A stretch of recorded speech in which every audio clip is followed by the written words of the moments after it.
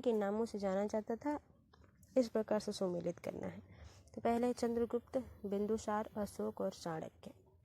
ठीक है, चंद्रगुप्त की अगर बात कर ली जाए तो चंद्रगुप्त को सेंट्रोकोट्स कहा जाता था, और बिंदुसार को अमित घात, और अशोक को प्रियदर्शी कहा जाता था। चाणक्य का नाम विष्णुगुप्त भी है। इस तरह से यानी कि चंद्रगुप्त मौर्य की बात कर ली जाए तो यूनानी लेखक, जो यूनानी लेखक हैं, हिंद यूनानियों का आक्रमण कब हुआ था ये कमेंट बॉक्स में आप नोट डाउन करके बताएं। तो यूनानी लेखक ने चंद्रगुप्त मौर्य को सेंट्रोकोट्स कहा है, सेंट्रोकोट्स कहा है। और इसकी पहचान यानी कि नाम, इस नाम का चंद्रगुप्त से ही क्या संबंध है, इसकी पहचान जो है वो विलियम जेम्स ने की थी। किसने? विलियम जेम्स ने की थी। और कहाँ से की थी? भारतीय ग्रंथों से की थी। भारतीय ग्रंथों में जो है कि चंद्रगुप्त मौर्य को इसी नाम से संबोधित किया गया है। और अशोक की बात कर ली जाए तो अशोक जो है अपने शिलालेखों में, जितने भी उसके शिलालेख हैं, अलग अलग जगहों से पाए गए। तो कहीं उसने प्रियदर्शी भी लिखा है, और कहीं कहीं उसने सम्राट अशोक के इस तरह से संबोधन करके भी चीज़ों को लिखा गया है। और बिंदुसार यानी कि बिंदुसार को अमित घात कहा जाता है। और चाणक्य जो कि है विष्णुगुप्त इनका दूसरा नाम है, और इन्होंने ही अर्थशास्त्र जो है वो पुस्तक की रचना की थी। ठीक है, ये बात रही। और इस प्रकार से जो सही आंसर हो जाएगा, यानी पहला का दूसरा, दूसरे का तीसरा, तीसरे का पहला, तो ये तीसरा ऑप्शन बिल्कुल सही हो जाता है। आगे देखते हैं दूसरा क्वेश्चन क्या है। निम्नलिखित में से किन शासकों ने गिरनार क्षेत्र में जल संसाधन व्यवस्था की ओर ध्यान दिया? महापद्म नंद, चंद्रगुप्त मौर्य, अशोक और रुद्रदामन। तो देखिए, दूसरे का जो सही आंसर हो जाएगा चंद्रगुप्त मौर्य और अशोक, ये दोनों ही ऑप्शन सही हो जाएंगे। यानी कि चंद्रगुप्त मौर्य और अशोक, इन दोनों ने ही जो है गिरनार क्षेत्र में जल संसाधन व्यवस्था की ओर ध्यान दिया था। बात कर लेते हैं अशोक के बारे में।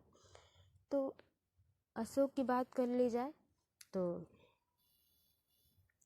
अशोक का राज्याभिषेक जो होता है वो 269 में होता है राज्याभिषेक। और 8वें वर्ष यानी कि 261 में ही कलिंग युद्ध होता है। क्या होता है? कलिंग युद्ध होता है। और कलिंग युद्ध की जानकारी जो है, वो कलिंग को उड़ीसा ही कहा जाता था। यानी कि उड़ीसा इस टाइम जो उड़ीसा है उसे कलिंग कहा जाता था। तो ये जो जानकारी है राजा खारबेल के हाथी गुफा अभिलेख से मिलता है, जिसके बारे में हम लोग कल बात की थी। ठीक है, हाथी गुफा अभिलेख से मिलता है। और अशोक के 13वें शिलालेख से ये जानकारी मिलती है कलिंग युद्ध की। ठीक है, और उसमें उड़ीसा का जो राजा था वो नंदराज था। इस तरह से ये बहुत ज़्यादा इम्पोर्टेंट नहीं है। और एक क्वेश्चन बहुत ज़्यादा जो बनता है वो है कि अशोक ने अपने बेटे महेंद्र और बेटी संघमित्रा को श्रीलंका भेजा था बौद्ध धर्म का प्रचार प्रसार करने के लिए। ठीक है, ये होता है। और कलिंग के बाद हृदय परिवर्तन होता है। और जो अशोक है वो धम्मघोष और बौद्ध धर्म की शिक्षा जो है बौद्ध धर्म में शामिल हो जाता है। और बौद्ध धर्म की जो शिक्षा है अशोक को वो उपघोष देते हैं। कौन देते हैं? घोष। और प्रेरणा जो है निग्रोध से मिलती है। निग्रोध जो कि उनके भतीजे हैं। अशोक के भतीजा का नाम जो है निग्रोध था। और ये भी है कि जो निग्रोध है वो बौद्ध धर्म को मानता था। और यहीं से अशोक को भी जो है बौद्ध धर्म की बात पता चली और उसने धर्म नीति पर वो चलने लगा था। ठीक है, और बौद्ध धर्म का जो प्रचार प्रसार वो सांची का स्तूप। ठीक है, और सर्वाधिक स्तूप जो है अशोक द्वारा ही बनाए गए थे, ये एक है।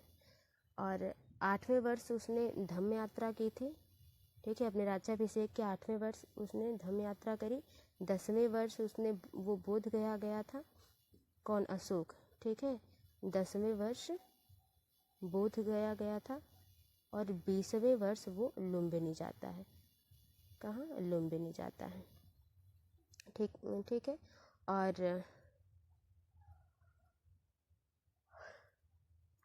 और क्या इम्पोर्टेंट हो सकता है, यानी कि शिलालेख जो है 14 शिलालेख हैं इसके अशोक के, ठीक है। और वैसे इम्पोर्टेंट तो बहुत है, अगर बात करी जाए तो इसमें जो है अशोक से इम्पोर्टेंट ये हो जाता है कि इसने जो है जम्मू पाक गांधार, उस टाइम जो गांधार यानी कि पाक जिसको कहा जाता है पाकिस्तान इस समय में, और कश्मीर के विद्रोह को अशोक ने दबाया था और श्रीनगर की स्थापना की थी, श्रीनगर की स्थापना की थी, ठीक है, वहाँ पे। और इसकी जो चर्चा है श्रीनगर की स्थापना और विद्रोह की चर्चा जो है राज तरंगड़ी पुस्तक में है, किसमें, राज तरंगड़ी पुस्तक में है। और ये राज तरंगड़ी जो पुस्तक है कलहन द्वारा लिखी गई थी। और राज तरंगड़ी पुस्तक में लगभग कश्मीरी अभियान के बारे में बात की जाती है। ये सारी इंपॉर्टेंट हो जाती हैं। अभिलेख की बात कर ली जाए तो आगे बहुत से प्रश्न आएंगे जिसमें हम लोग चर्चा करेंगे, ठीक है। तो दूसरे का जो ऑप्शन हो जाएगा, दूसरा तीसरा हो जाएगा। चंद्रगुप्त मौर्य ने सेलुकस को किस वर्ष में पराजित किया था? 317 ईसा पूर्व, 315 ईसा पूर्व, 305 ईसा पूर्व, 300 ईसा पूर्व। तो तीसरे का जो सही आंसर हो जाएगा वो तीसरा हो जाएगा, 305 ईसा पूर्व। अब बात कर ली जाए थोड़ी चंद्रगुप्त मौर्य की। तो चंद्रगुप्त मौर्य के समय सेलुकस निकेटर ने दूसरी बार जो है यूनानी आक्रमण भारत पे इसके द्वारा हुआ। किसके दौरान? चंद्रगुप्त मौर्य के दौरान। जब सिकंदर भारत आता है उस समय मगध पर नंद वंश चल रहा था, नंद वंश का शासन काल था, ठीक है। और घनानंद उस समय राजा था। लेकिन जब सेलुकस निकेटर अशोक के साथ जब अशोक अपनी सेना के साथ लौट जाता है तो सेलुकस निकेटर जो कि राजदूत होता है किसका? सिकंदर का। और ये फिर से भारत आता है और आक्रमण करता है किस पर? भारत पर, ठीक है। और सिकंदर जो है वो लौट जाता है, झेलम नदी को पार नहीं करता। ये क्वेश्चन भी इस पर हम लोगों ने चर्चा की थी बहुत बढ़िया से। तो ये बात होती है। और सेलुकस निकेटर जो है चंद्रगुप्त यानी मगध पर आक्रमण करता है, दूसरा विदेशी शासक होता है आक्रमण करने वाला। और फिर ये चंद्रगुप्त से पूरी तरह से होता है, हार जाता है। और सेलुकस निकेटर की बेटी से चंद्रगुप्त मौर्य जो है वो शादी करता है और दहेज में पाकिस्तान अफगानिस्तान क्या करता है? ले लेता है। ये सारी चीज़ें हैं। और बिल्कुल चंद्रगुप्त मौर्य वंश का प्रथम शासक है, ठीक है, मौर्य वंश का प्रथम शासक है। और चंद्रगुप्त मौर्य की सहायता से ये राजगद्दी पर बैठता है, ठीक है। और चंद्रगुप्त मौर्य बहुत ही योग्य शासक रहा है, ठीक है। ये सारी बातें हैं। आगे चलते हैं। शक संवत कब प्रारंभ किया गया?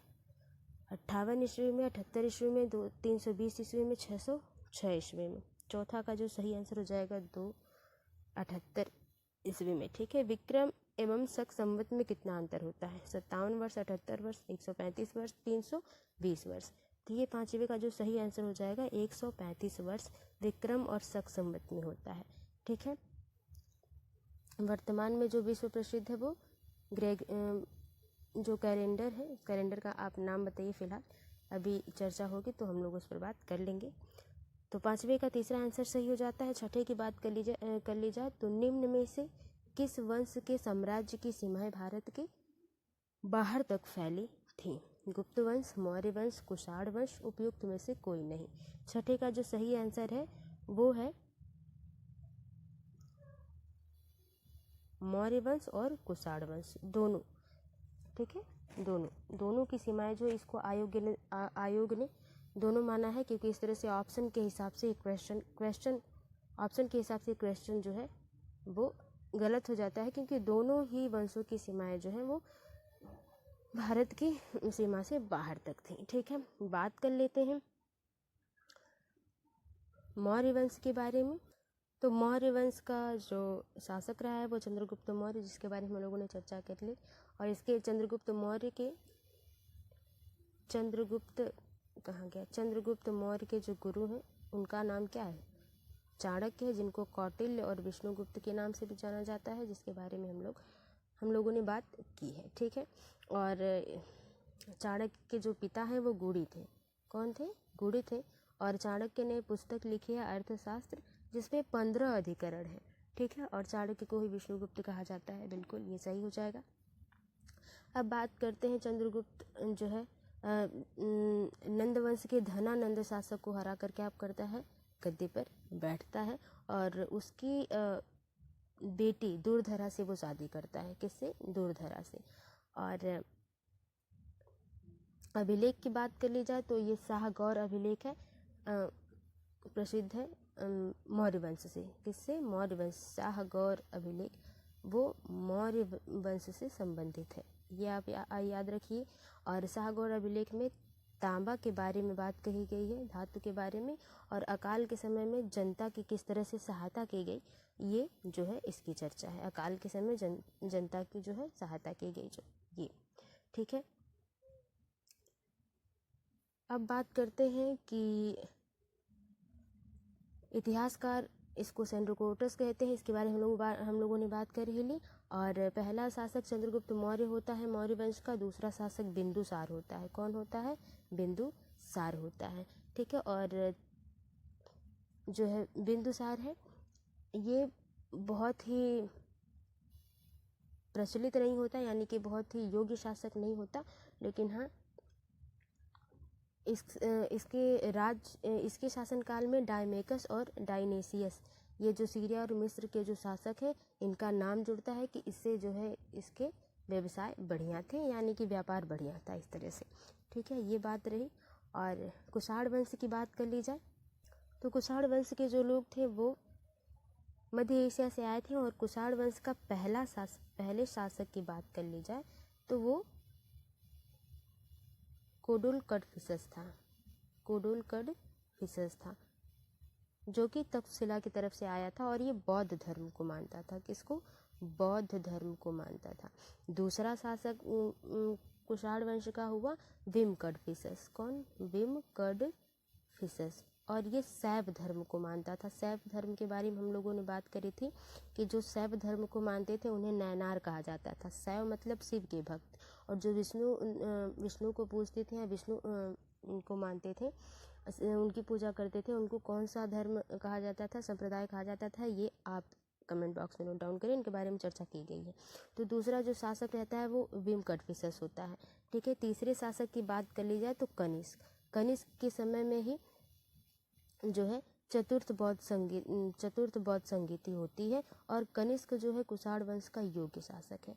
कौन सा शासक है? योग्य शासक है, इसने अच्छे काम किए। ठीक है, और इसी कुषाण वंश से ही कैलेंडर जो है शक संवत में चेंज होता है, यानी कि शक संवत की शुरुआत होती है 78 ईस्वी में। ठीक है, और ये किस पर होता है? शक संवत चंद्रमा पर आधारित होता है। किस पर? चंद्रमा पर आधारित होता है, ये बात रही। और कनिष्क को ही द्वितीय अशोक के नाम से जाना जाता है। द्वितीय अशोक कहा जाता है इसको, और ये प्रतापी राजा था, ये बात रही। और ये इम्पोर्टेंट थे, और कुछ ज़्यादा खास इसमें है नहीं फिलहाल। विद्वान इसके कनिष्क के राज में विद्वान थे, यानी कि कुषाण वंश के जो विद्वान थे वो चरक थे, पार्स, नागार्जुन को ही भारत का आइंस्टीन कहा जाता है, और शून्य का सिद्धांत नागार्जुन ने ही दिया था। ठीक है, और वसुमित्र, अश्वघोष, ये सारे जो है कुषाण वंश से संबंधित विद्वान हैं।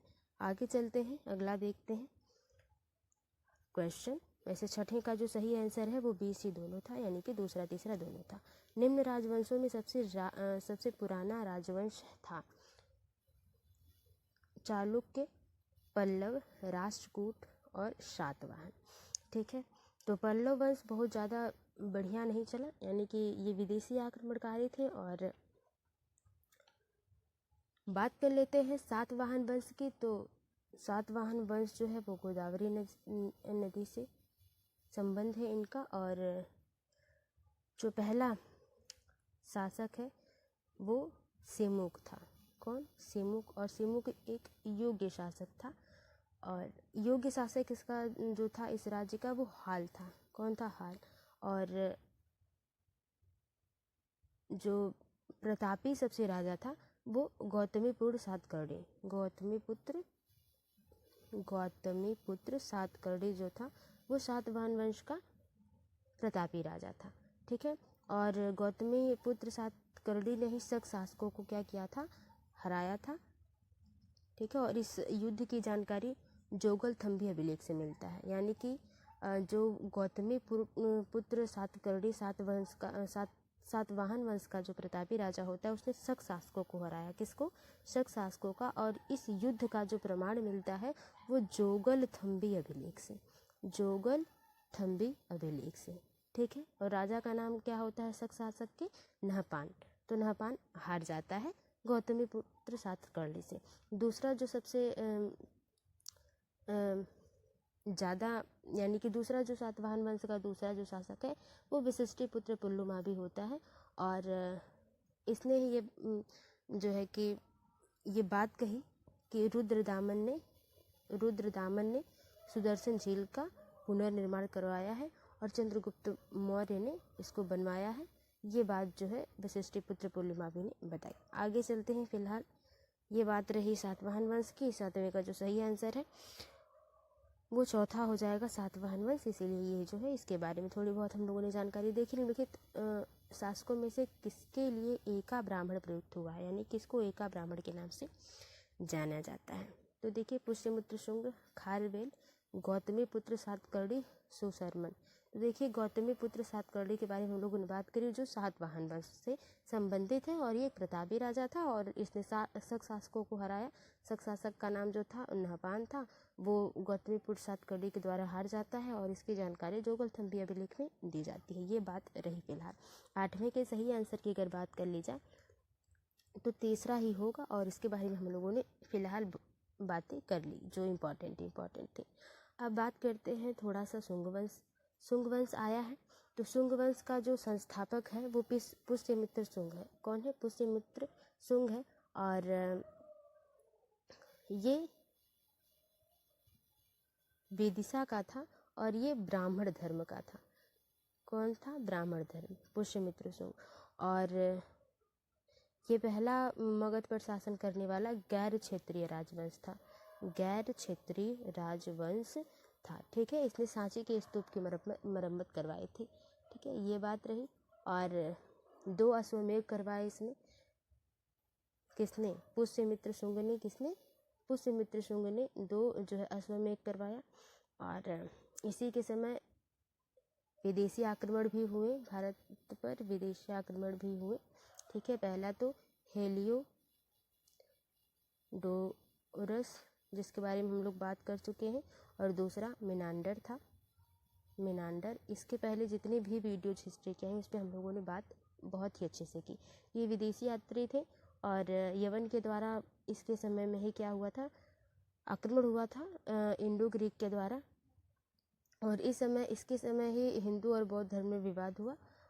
ये बातें होती हैं। और इसका जो बेटा है पुष्यमित्र शुंग का वो अग्निमित्र, बेटा अग्निमित्र ये एक योग्य शासक था। और इसकी पत्नी जो थी प्रेमिका मालविका। और मालविका अग्निमित्र जो है ये पुस्तक लिखी गई कालिदास के द्वारा। ये बहुत इंपॉर्टेंट था जो कि पूछा जा सकता है घुमा फिरा कर। और यहीं से जो है मगध वंश कमज़ोर हो जाता है। ये बातें हो जाती हैं। जो हेलियोडोरस हम लोगों ने अभी भी बात करी जो कि विदेशी आक्रमण के दौरान आए थे यवन से, वो भागवत धर्म को अपनाता है। और इसकी चर्चा जो है गरुड़ ध्वज अभिलेख, मध्य प्रदेश की गरुड़ ध्वज अभिलेख में होती है। तो आई होप आप समझ पाए होंगे। मैंने जो कहा है उसको लिख लीजिएगा, अपने रिवीजन के तौर पर इसको ले लीजिए। 8वें का तीसरा ऑप्शन जो बिल्कुल सही हो जाएगा। 9वें की बात कर लीजिए। आंध्र सातवाहन राजाओं की सबसे लंबी सूची किस पुराण में मिलती है? वायु पुराण, विष्णु पुराण, मत्स्य पुराण, उपरोक्त में से कोई नहीं। 9वें का जो सही आंसर है वो तीसरा हो जाएगा, मत्स्य पुराण।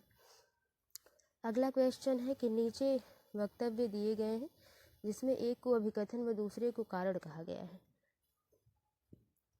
अभिकथन को पढ़ते हैं। सातवाहन काल में संस्कृत के साथ प्राकृतिक व अन्य लोक भाषाओं का विकास हुआ, ठीक है। और कारण क्या बताया जा रहा है कि सातवाहन राजाओं ने साहित्य रचना के लिए संस्कृति तथा अन्य लोक भाषाओं को अपनाया। अभिकथन का मतलब हो ये कि एक दूसरे से अगर ये मिलते हैं तो ठीक, नहीं मिलते हैं तो ऑप्शन के हिसाब से अलग अलग ऑप्शन हो जाते हैं। ए तथा आर दोनों सही हैं और ए का सही स्पष्टीकरण आर है। तो ये बात सही है। सातवाहन काल में, सातवाहन वंश में संस्कृत के साथ साथ प्राकृतिक व अन्य लोक भाषाओं का विकास हुआ और इन्होंने अन्य संस्कृति और अन्य लोक भाषाओं को अपनाया था। पहला ही ऑप्शन सही हो जाएगा। अगला देखते हैं, निम्नलिखित नगरों में से किसका उल्लेख कनिष्क के अब तक अभिलेख में नहीं है। तो कनिष्क के बारे में हम लोगों ने पढ़ा और ये एक प्रतापी राजा था और किस वंश का था ये भी हम लोगों ने बात करी। अब किस नगर का उल्लेख नहीं है अब तक अभिलेख में? श्रावस्ती, कौशाम्बी, पाटलिपुत्र, चंपा। तो 12 का जो सही आंसर हो जाएगा वो पहला हो जाएगा। देखिए वो इससे क्वेश्चन श्रावस्ती से ज़्यादा ये बनता है कि बुद्ध ने सबसे ज़्यादा जो है सर्वाधिक उपदेश कहाँ दिए थे? तो श्रावस्ती में दिए थे। चंपा के बारे में हम लोगों ने प्रीवियस जो हम लोगों ने बातें की हैं हिस्ट्री के फर्स्ट, सेकेंड, थर्ड क्लास में, उसमें एक है कि हम लोगों ने चर्चा की थी कि चंपा जो नगर है इसको अर्थशास्त्र यानी कि ग्रंथों में क्या कहा गया है, ये आप कमेंट बॉक्स में ज़रूर नोट डाउन करके बताएं, जिसपे हम लोगों ने चर्चा खूब की है। सुमेलित कीजिए।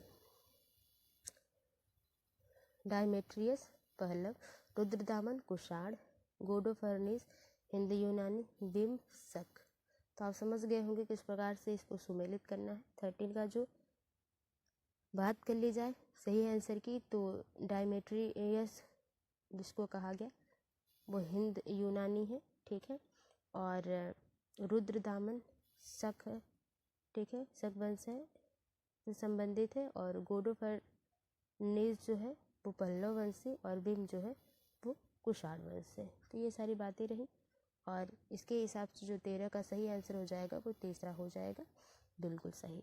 आगे देखते हैं, निम्नलिखित में से कौन सा युग्म सही सुमेलित नहीं है? नासिक, गौतमीपुत्र, हाथी गुफा, खारवेल, भीतरी, पुलकेशिन द्वितीय, गिरनार, रुद्रदामन प्रथम। तो 14 के सही आंसर की बात कर ली जाए तो तीसरा ऑप्शन सही हो जाएगा। भीतरी जो है वो पुलकेशिन द्वितीय से संबंधित नहीं है। अगर भीतरी पुलकेशिन द्वितीय से संबंधित नहीं है तो ये किससे संबंधित है, ये आप कमेंट बॉक्स में नोट डाउन करके बताएं, ठीक है। ये बात रही समुद्रगुप्त। अगला क्वेश्चन देखते हैं, समुद्रगुप्त के प्रयाग प्रशस्ति वाले स्तंभ पर निम्नलिखित में से किसका लेख मिलता है? जहांगीर, शाहजहां, औरंगजेब, दादा किशोर। तो 15 का जो सही आंसर है वो जहांगीर, क्योंकि प्रयाग प्रशस्ति के स्तंभ के बगल में ही जहांगीर ने लेख लिखवाया था। और उस लेख में क्या था इसके बारे में हम लोगों ने डिटेल में चर्चा की है, जो पीछे क्लासेस हुए तो उस पर चर्चा ज़्यादा करना बहुत ज़्यादा जरूरी नहीं है। शक विजेता किसे माना जाता है? चंद्रगुप्त प्रथम, चंद्रगुप्त द्वितीय और कुमारगुप्त। देखिए कुमारगुप्त गुप्त वंश का ही शासक है, लेकिन ये बहुत ही योग्य शासक नहीं रहता है, ठीक है ना। और समुद्रगुप्त को क्या कहा जाता है ये आप कमेंट बॉक्स में नोट डाउन करें। वैसे गुप्त वंश के बारे में हम लोग आगे बात कर लेते हैं क्योंकि इससे ज़्यादा प्रश्न है। 16 के सही आंसर की बात कर ली जाए तो तीसरा ऑप्शन बिल्कुल सही हो जाता है। आगे देखते हैं और गुप्त वंश के बारे में थोड़ी सी जानकारी लेते हैं। 17वां क्वेश्चन है कि रजत सिक्के जारी करने वाला प्रथम गुप्त शासक था? चंद्रगुप्त प्रथम, मतलब कि चंद्रगुप्त द्वितीय, सॉरी, और चौथा कुमारगुप्त। 17 का जो सही आंसर पहले देख ले वो तो तीसरा हो जाएगा, चंद्रगुप्त द्वितीय। अब बात कर लेते हैं कि गुप्त वंश की। गुप्त वंश में क्या क्या हुआ आप ये जानते हैं? गुप्त वंश की बात कर ली जाए तो इसमें जो है शुद्ध सोने का प्रचलन तो दूसरे जो है कि वंशों में हुआ, लेकिन सबसे ज़्यादा जो सोने के सिक्कों का जो चलन हुआ वो गुप्त वंश से ही शुरू होता है, ठीक है। गुप्त वंश की बात कर ली जाए तो गुप्त वंश के जो शासक हैं वो कुषाण वंश के सामंत थे। कुषाण वंश के सामंत, पहले सामंती व्यवस्था थी, जैसे कि जो राजा के यहाँ निचले स्तर पे काम करता था सेनापति, उसे जमीन जो है जो है उसके जैसे सैलरी के रूप में उसको ज़मीन दी जाती थी। ठीक है, तो इस तरह से सामंती व्यवस्था थी। तो राजधानी गुप्त वंश में कौशाम्बी को बनाया गया, यानी कि ये किसको राजधानी बनाते थे? कौशाम्बी को बनाए थे। कौशाम्बी उत्तर प्रदेश यूपी में। ठीक है, संस्थापक गुप्त वंश का जो है वो श्रीगुप्त है, श्रीगुप्त। ठीक है, और उस दूसरा जो है वो घटोत्कच आता है, घटोत्कच आता है। तीसरा जो है वो चंद्रगुप्त प्रथम आता है, चंद्रगुप्त प्रथम। चंद्रगुप्त प्रथम को ही गुप्त वंश का वास्तविक संस्थापक कहा जाता है। चंद्रगुप्त प्रथम को गुप्त वंश का वास्तविक संस्थापक कहा जाता है। ठीक है, और गुप्त वंश का पहला राजा भी चंद्रगुप्त प्रथम को माना जाता है, क्योंकि जो श्रीगुप्त है वो सामंत थे, और चंद्रगुप्त प्रथम ने ही राजा रानी का सिक्का चलाया था। इससे यही इम्पोर्टेंट है और हमने इसकी बात कर ली। उसके बाद चौथे नंबर पे जो राजा आता है वो समुद्रगुप्त, जिसके बारे में यहाँ चर्चा है। तो समुद्रगुप्त के बारे में बात कर ले तो सबसे प्रतापी राजा गुप्त वंश का समुद्रगुप्त रहा है, और इसको भारत का नेपोलियन कहा जाता है, भारत का नेपोलियन कहा जाता है।